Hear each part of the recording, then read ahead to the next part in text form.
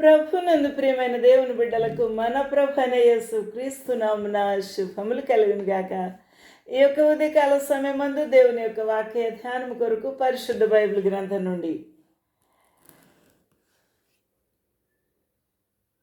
దేవుని యొక్క లేఖనాల్ని మనము తరచి చూస్తూ ఉన్నప్పుడు దేవుని యొక్క అనుగ్రహములో ప్రాముఖ్యమైన అనుగ్రహము ఆత్మ ఫలము. ఈ ఆత్మ ఫలములో ప్రాముఖ్యమైనది ప్రేమ. నా ప్రియమైన వాళ్ళారా, దేవుని యొక్క అనుగ్రహమే ఇది. కాబట్టి దేవుని యొక్క అనుగ్రహమును పొందుకున్నట్టుకు గాను మనము ఒక్కసారి లేఖనములను తెరిచి చూద్దాము. లేఖనములను వినువాడు ధన్యుడు, దానిని ధ్యానించువాడు ధన్యుడు, దాన్ని ఈ లోకమునకు పంచిపెట్టువారు కూడా ధన్యులే. కాబట్టి దేవుని యొక్క వాక్యాన్ని తెరిచి చూద్దాము. ప్రభు మనకు సహాయం చేయునుగాక. హల్లెలూయా. జీవజల ఊటలు by doctor Swapna online ministries నుంచి వెలువడుతున్న ఈ యొక్క వాక్య ధ్యానము మన జీవితములకు ప్రభు ఆశీర్వాదకరంగా ఉంచునుగాక. ఆమేన్. ప్రేమ గూర్చి భక్తుడైన పౌలు ఈ ఆత్మ ఫలమును గూర్చి 1 కొరింథీయుల్లో వ్రాస్తూ ఉన్నాడు. 13వ అధ్యాయం 4. ప్రేమ ఎట్టిది అని, ప్రేమ ఎలా ఉంటుంది అని, అది ఎటువంటి రంగు, రుచి, దాని యొక్క ఆకారం ఉంటుంది అనే వివరణ మనము భౌతికంగా దానిని గురించి తెలుసుకోనలేము. మనకు యాపిల్ పండు ఎలా ఉంటుంది అనే విషయాన్ని ఖచ్చితంగా ఎవరైనా చిన్నపిల్ల అయినా చెప్పగలరు. కానీ ఇక్కడ ఇది భౌతికంగా కనబడేది కాదు. ఇదే మిస్టరీ, ఇదే ఆశ్చర్యం. నా ప్రియులారా, ఈ ఆశ్చర్యమే మనకు దేవుని యొక్క లేఖనాల్లో వివరించుచూ ఉన్నాడు భక్తుడు. ప్రేమ దీర్ఘకాలము సహించును. ప్రేమ ఆయుష్ దీర్ఘకాలము. మన ఆయుష్ 70 సంవత్సరములు, అధిక బలమున్న ఎడల 70 నుంచి 80 దేవుడు కుదించి వేసి ఉన్నాడు మన యొక్క ఆయుష్ను. అయితే ప్రేమకైతే దీర్ఘకాలమట. దీర్ఘకాలం వరకు అది బ్రతికి ఉంటుంది. దీర్ఘకాలము అది పని చేస్తూ ఉంటుంది, దాని కార్యము కొనసాగించుచూ ఉంటుంది. అదే ప్రేమలో ఉన్న అద్భుతమైన సంగతి. ప్రేమ దీర్ఘకాలము ఏం చేస్తుంది, దాని యొక్క ప్రాముఖ్యమైన పనిలో, దాని కర్తవ్యంలో ఏమి ఇమిడి ఉన్నది అనే ఆలోచన చేసినప్పుడు చాలా ఉన్నతమైన గుణగణాలు ఈ ప్రేమలో ఇమిడి ఉన్నాయి అని భక్తుడు వ్రాస్తూ ఉన్నాడు. ప్రేమలో దీర్ఘకాలము ఆయుష్తో అది జీవించుటే కాదు, కానీ అది పనిచేస్తూ తన యొక్క గుణగణాల్లో అనేక రూపాలు దాలుస్తూ అది ఆయా సమయాల్లో ఆయా రీతులుగా దాని కర్తవ్యాన్ని నెరవేర్చేదే ప్రేమ. అది సహించేది, దీర్ఘకాలము సహించేది. మనము నిత్యము రంగు రుచులతో కలిసిన గొప్ప గుణగణాలు కలిగిన మహా మనుషులు మనం. అప్పుడే కోపము, అప్పుడే సంతోషము, అప్పుడే ప్రేమ, అప్పుడే మరి దుఃఖము, ఇవన్నీ ఇమిడి ఉన్న బ్రతుకుల్లో ఈ ప్రేమ గనుక ఎవరైనా ఇమిడి ఉంచుకున్నట్టయితే వారి అంతరంగంలో అది ఏం చేస్తుంది, ఎంతటి కోపాన్నైనా, ఎంతటి ద్వేషాన్నైనా, ఎంతటి శత్రుత్వమునైనా, ఎంతటి క్రోధము కలిగిన వారినైనా దానినైనా సహించుచూ ఉంటుంది. ఎంత భాగ్యం అది. సహింపు, సహింపులో ఓపిక ఉంటుంది, సహింపులో నెమ్మదితనం ఉంటుంది, దిగమింగుకుంటూ ఉంది. నా ప్రియమైన వాళ్ళారా, సహింపు నీకు నాకు చాలా ప్రాముఖ్యమైంది. నిజంగా ఈ లోకంలో మన జీవితంలో తొందరపాటు, త్వరగా పైకి ఎగసిపడే మాటలతో క్రోధము, ద్వేషము, కోపము పెంచుకునే జీవితాలు కారణము మనలో సహింపు లేకపోవడమే, మనకు ఓర్పు లేకపోవడమే అని మనము గుర్తించాలి. ప్రేమలో ఏముంటుందండి? సహింపు, దీర్ఘకాలము సహించుదు, దయ చూపించును, దయ కలిగిన జీవితము. ఇది క్రీస్తు ప్రభువులో మరి సహింపు ఉంది. ఆ ప్రభువులో ఏముంది? దయ చూపించే గుణం ఉంది. అందువలనే కదా మానవులంతా కూడా చెదిరిపోయి ఉన్నారు, కాపరి లేని గొర్రెల వలె ఉన్నారు. వారు కొండలకు ఇటు అటు తిరుగుతూ, వారు కాపరి లేక అటు ఇటు అడవిలో తిరుగుతూ మృగములకు వారు ఆహారం అయిపోతున్నారనే కదా ఆ ప్రభు ఈ లోకమునకు దిగి వచ్చి ఉంటున్నాడు. దయ కలిగిన ఆ ప్రభు యొక్క గుణ లక్షణము ఈ ప్రేమలో ఇమిడి ఉంది. హల్లెలూయా. ప్రేమ కలిగి మరి దయ కలిగిన వాడుగా ఉండాలి.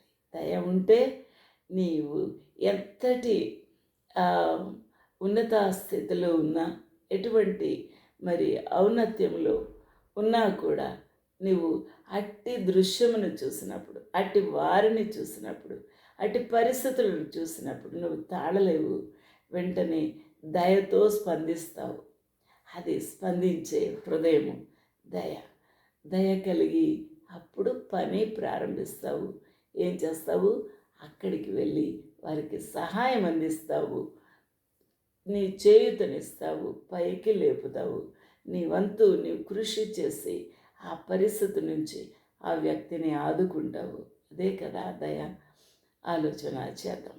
మన జీవితంలో చాలా మరి మనల్ని పైకి తీసుకుని వచ్చేది, మన యొక్క మానవత్వాన్ని నిజమైన మరి అర్థమిచ్చేది, మన జీవిత విలువలను పెంచేది ఈ యొక్క దయ, ఈ యొక్క సహింపు. నా ప్రియమైన వాళ్ళారా, నీ జీవితంలో దయ కలిగి జీవిస్తూ ఉన్నావా? మనం వెళ్తూ ఉంటే చాలామంది అమ్మా అని అడుగుతారు. ఎంతమందో దయ కలిగి స్పందిస్తారు. కొంతమంది లేదు అని వారి యొక్క తలను పక్కకి తిప్పుతారు. కాబట్టి వారి యొక్క హృదయంలో వారి చేతిని కొంచెం ఏం చేయాలి? చాపాలి. పేదల కొరకు దయ కలిగి మరి బాధలో ఉన్న వారికి చేయూతనిచ్చుటలో నీకు దేవుడిచ్చిన హృదయము స్పందించుట అనేది చాలా ప్రాముఖ్యమైనది. నా ప్రియమైన వాళ్ళరా, ప్రేమ ఏం కలిగి ఉంటుంది? ఇంకా మత్సరపడదు. ప్రేమ పొరుగు అని చూసి మత్సరపడదు. అనగా ప్రేమకు ఏముంటుంది? ఒకరు ఉన్నతమైన స్థితికి రావాలి, వారు పైకి రావాలి, వారు అభివృద్ధి చెందాలి, వారు చక్కగా మంచి పేరు తెచ్చుకోవాలి, మంచి స్థితి కలిగి ఉండాలి అన్న సంతోషము, లేకపోతే ఆ యొక్క చక్కని డిజైర్ కలిగి ఉండుట. మత్సరం ఉండదు. అనేకులు మరి పిల్లలు, స్టూడెంట్స్ చాలా మంచి ర్యాంకులు తెచ్చుకుంటారు కష్టపడి చదివినాక. అయితే ఆ ర్యాంకులు సంపాదించిన వారు ఇతరులకు వారికంటే ఎక్కువ వచ్చినప్పుడు వారు ద్వేషము, మత్సరము, అసూయ ఇవన్నీ కూడా ఏం కలిగి ఉంటారు? హృదయంలో దాచుకుంటారు. నాకన్నా వీడికి ఎందుకు ఇన్ని మార్కులు వచ్చాయి, ఇంత పెద్ద ర్యాంక్ ఏంటి, ఇంత స్టేట్ ఫస్ట్ అవార్డు ఏంటి ఆయనకి అని. అది మత్సరం, అసూయ, ఇష్టం లేని జీవితము, సహింపు లేని జీవితం.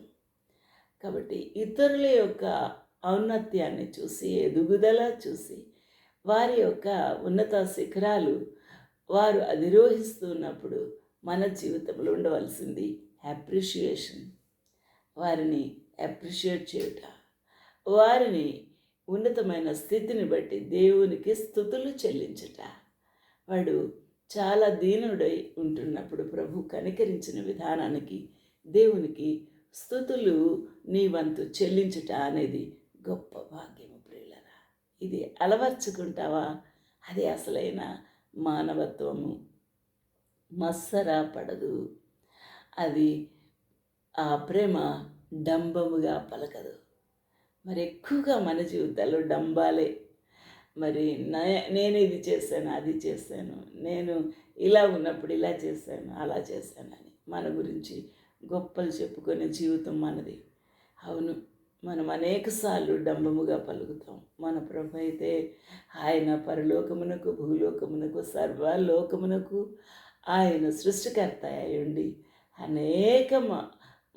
అనేకమైన ఆ యొక్క గొప్ప అత్యున్నతమైన సార్వభౌమత్వమును కలిగి మరి సకలేశ్వరుడుగా ఉన్నవాడై ఆయన సర్వలోక అధికారిగా ఉండి కూడా ఆయన ఏమాత్రం కూడా ఈ డంబములు పలకలేదు. నా ప్రియులరా, ఎంత ఉన్నతమైన స్థితి మన ప్రభుది. మన జీవితంలో హంబుల్నెస్ కావాలి, దీనత్వము కావాలి. నా ప్రియులరా, నాలో మరి నా జీవితంలో దీనత్వం చాలా తక్కువ, బహు తక్కువ.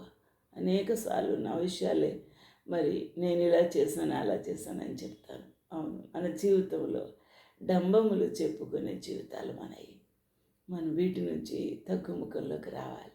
మన ప్రభు వాళ్ళే దీనుడై ఏ విధంగా ఆయన ఉన్నాడో మనము కూడా దీనులమై ఆ విధంగా తగ్గి మన జీవితాన్ని మరి ఆ డంబముగా ప్రవర్తించని స్థితి కలిగి ఉండాలి.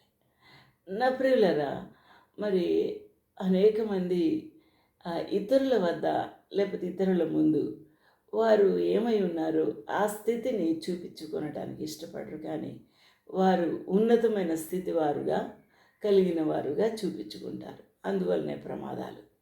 ఎలా అంటే వారు మరి వారికి వచ్చే ఆదాయమునకు మించి వారి యొక్క డంబములు, మరి ఉన్నతమైన స్థితిగతులు మెయింటైన్ చేయడానికి ప్రయత్నం చేసి అప్పుల పాలైపోతారు.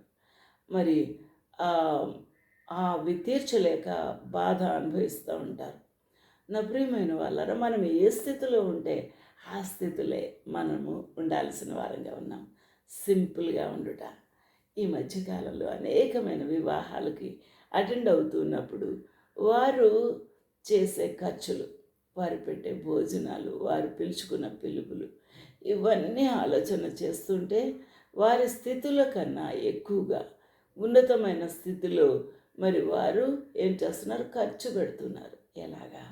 ఇంత ఖర్చు ఎలాగా అనగా వారు అప్పు చేసి ఉన్నతమైన స్థితిలో చేయటం. ఇది దేవునికి మహిమ అని మనం ఒకసారి ప్రశ్నించుకోవాలి. మన వివాహములలో మన యొక్క ప్రమాణములలో ప్రభు ఉండాలి. మన యొక్క ఆ ప్రమాణములు నిత్యము నెరవేర్చుటకై ప్రభు ఆశీర్వాదం ఉండాలి అని అంటే దేవుని బిడ్డల ప్రార్థన మీ యొక్క జీవితంలో విధేయతతో ఆ ప్రమాణము చేయుటే ప్రాముఖ్యమైంది. కాబట్టి శ్రేయోభిలాషులు లేక దేవుని యొక్క భక్తులు బిడ్డల యొక్క ఆశీర్వాదములతో వివాహము ఎంత సింపుల్గా అయితే అంత సింపుల్గా చేసుకునడం అనేదే ఈజీగా మరి చాలా మరి తృప్తిగా ఉంటుంది. నా ప్రియమైన వాళ్ళారా, అందరినీ తృప్తిపరచలేము. కాబట్టి ప్రభువుకు సంతోషపరిచేదిగా మన యొక్క ప్రతి ఒక్క మరి శుభకార్యము ఉండాలి అని మనము కోరుకోవడము చాలా ప్రాముఖ్యమైనది. ఇక్కడ మరి అనేక మంది ఈ యొక్క మరి గంభీరమైన కార్యములు చేసుకోవాలి, చాలా గంభీరంగా చేసుకోవాలని ఆశలతో ఇబ్బందుల పాలు అవుతూ ఉన్నారు. ఇది అంత విలువైనది కాదు, వారికి శ్రేష్కరము కాదు అని నా ఆలోచన. ఎందుకనగా అప్పులు తీర్చుకున్నట్టుకే వారికి చాలా సంవత్సరములు పడుతుంది. కాబట్టి డంబముగా ప్రవర్తించకూడదు. కాబట్టి అది ఉప్పొంగదు.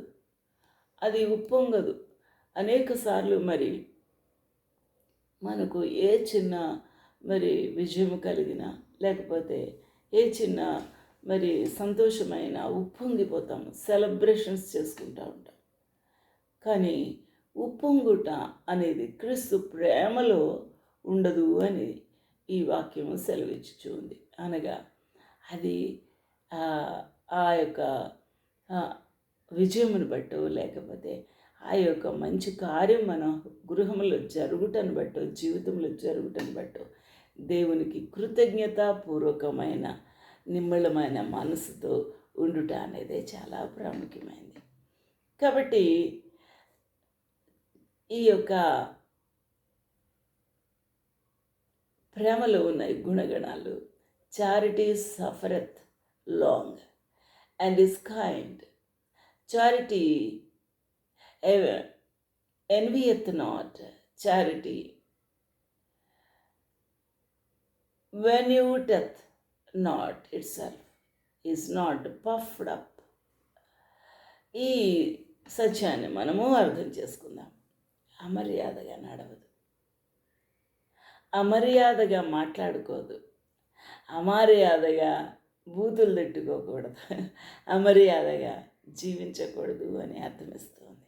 మన మాటలో స్వచ్ఛత, ప్యూరిటీ, ప్రేమ, గౌరవము, దేవునికి మహిమ, ఘనత, ప్రభావములు కలిగినదిగా ఉప్పు వేసినట్టు ఉండాలి. అందుకే ప్రభు అన్నాడు, మీరు ఈ లోకమునకు వెలుగై ఉన్నారు. వెలుగు చాలా అవసరం జీవితాలకు. అలాగే సమాజానికి మనం వెలిగించేవారిగా ఉండాలి. మన మాట ఉప్పు వేసినదిగా ఉండాలి. ఇది మన జీవితంలో ఉన్న ప్రవర్తనలో ప్రాముఖ్యమైనది. కాబట్టి అమర్యాదగా నడుచుట, మరి గర్వంగా నడుచుట, గర్వంగా మాట్లాడుట, అమర్యాదగా మరి మనము ఇతరులని వారితో సమాజంలో మనము నడుచుకునుట అనేది దేవుని చిత్తం కాదు. సప్రయోజనమును విచారించుకున్నది. ఇది దేని గురించి? మరి వారికే సొంత శరీరమును పోషించుకున్నట్టుకి వారే మంచి మాంసాలు వేసుకొని తినాలి, వారే మంచి దుస్తులు వేసుకోవాలి, వారే మంచి ఉన్నతమైన మరి వాటిలో జీవించాలి అనే కోరిక. మరి పక్కనున్న నీతో కూడా భోజనానికి వచ్చిన వారికి మరి వారికి మంచి మాంసాలు కూడా మనం వడ్డించాలి కదా, వారికి కూడా మంచి ఆహారం పంచివ్వాలి కదా. అది ప్రేమ. కాబట్టి మీ యొక్క గృహాల్లో జరుగుతున్న ఆ యొక్క విలువైన విందుల్లో మీ సొంత వారికి, స్నేహితులకి, మీ వారికే మీరు చేసుకున్నట్టు కాదు, కానీ మీకు తెలియని వారు లేకపోతే తెలిసిన వారు ఎవరైనా దూరంగా ఉండి వచ్చిన వారు ఎవరికైనా సరే ముందు వారి యొక్క ప్రయోజనము, వారి యొక్క తృప్తి కొరకు మనము ఆలోచన చేయాలి. మన కొరకే కాదు, వారికి కూడా ఆ కోరికలే ఉంటాయి. కాబట్టి వారి ఆశను తీర్చులాగున వారికి మంచి మాంసం అందించుట, మంచి ఆహారం అందించుట, మంచి నీరు, వసతి ఏర్పాటు చేయుట అనేది చాలా ప్రాముఖ్యం.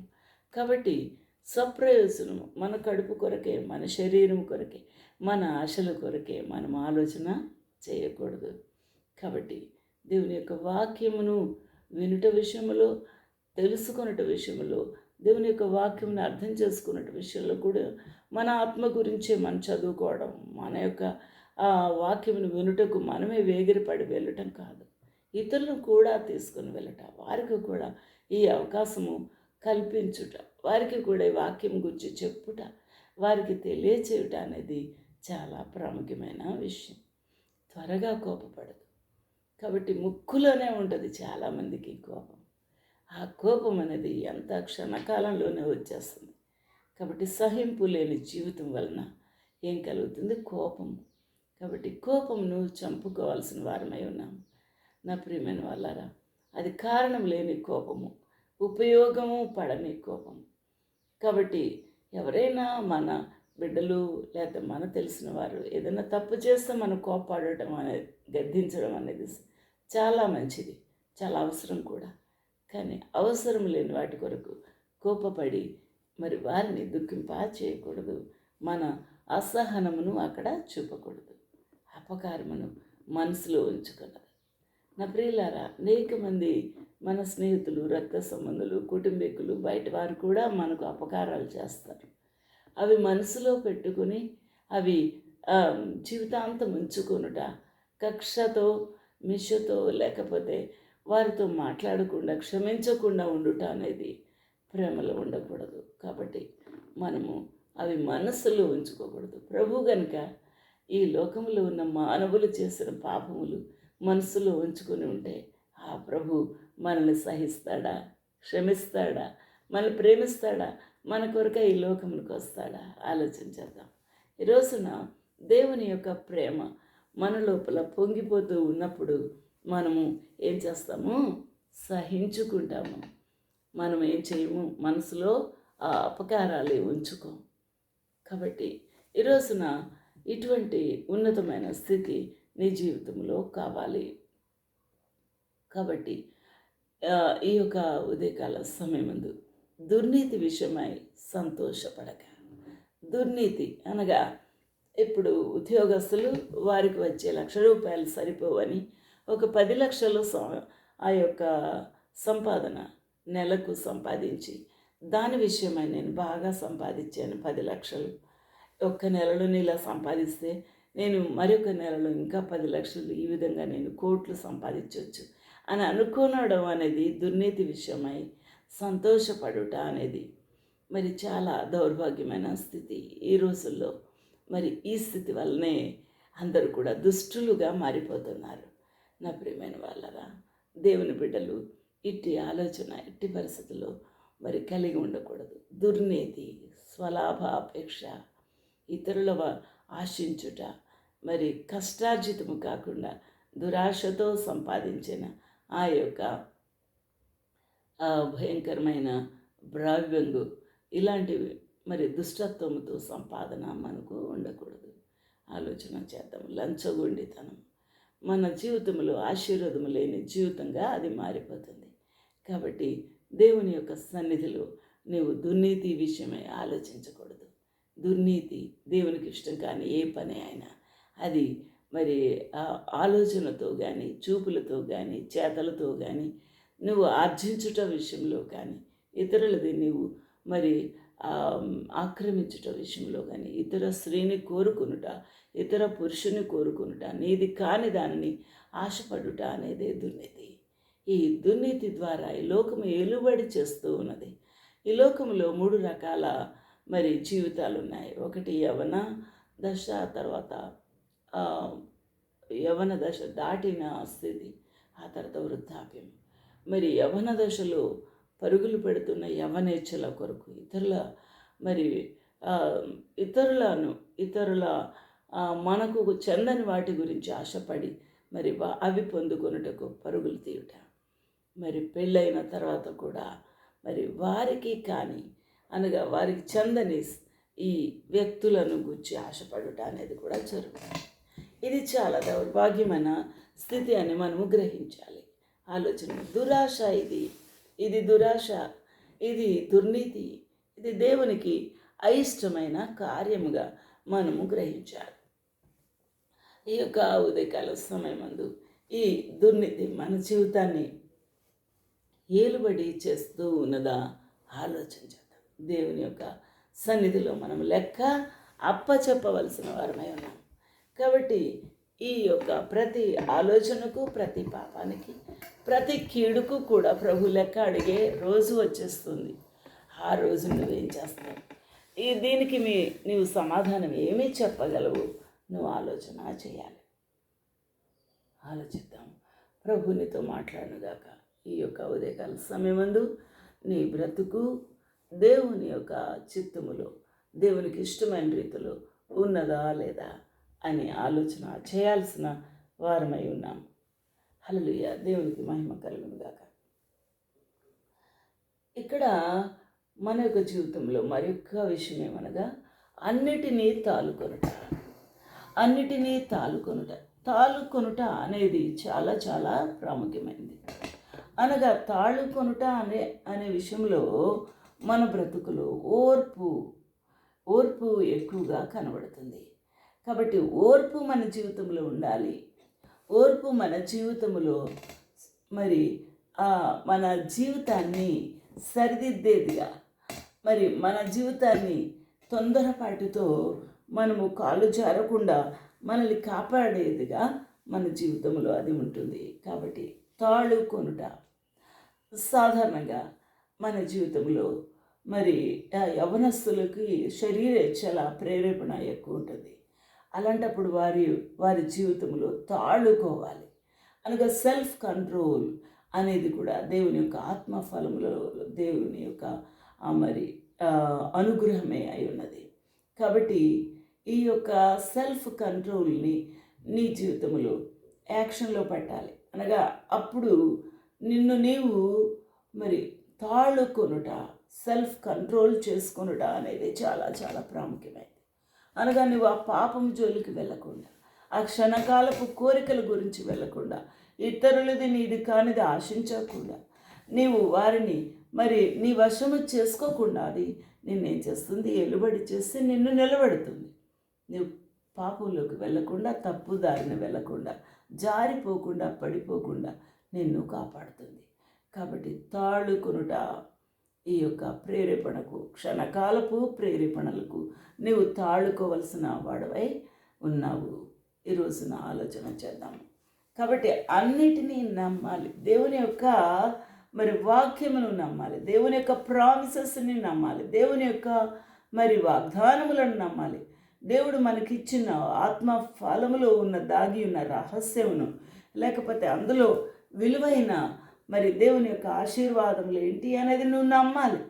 దేవుని యొక్క వాక్యం నమ్మి విశ్వసించి దానిని నువ్వు అనుదినము ధ్యానం చేస్తూ దానిని నువ్వు నీ జీవితంలో నెరవేరాలని ఆశపడుతూ ఉన్నప్పుడు అవి నీకు దొరుకుతుంది, అవి నువ్వు అనుభవిస్తావు. కాబట్టి నమ్మాలి. దేవుని యొక్క వాక్యము నమ్ముటలో అశ్రద్ధ చేయకూడదు, నిర్లక్ష్యము చేయకూడదు.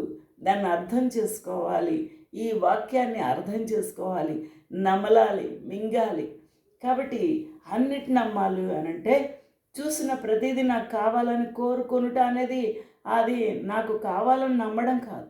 ఏది మంచిది, ఏది సత్యమైనది, ఏది నాకు చెందవలసింది, నేను మరి దాన్ని పొందుటకు అర్హుడను అని పరిశీలించి